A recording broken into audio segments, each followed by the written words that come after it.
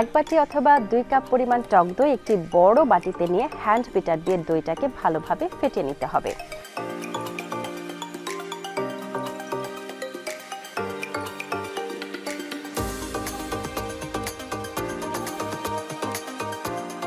দই মসৃণভাবে ফেটানো হয়ে গেলে 2 চা চামচ পরিমাণ লেবুর রস, আধা চা চামচ বিট লবণ, আধা চা চামচ লবণ এবং 1/4 কাপ চিনির সিরাপ দিতে হবে।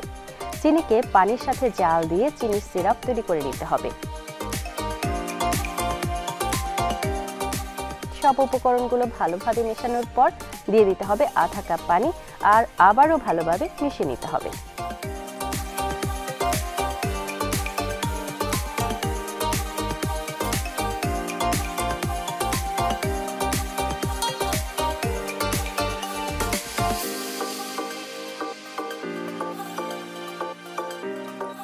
এরপর দুটি জগে ভালোভাবে নেড়ে চেড়ে নিলে মাঠাটি খেতে আরো সুস্বাদু হবে।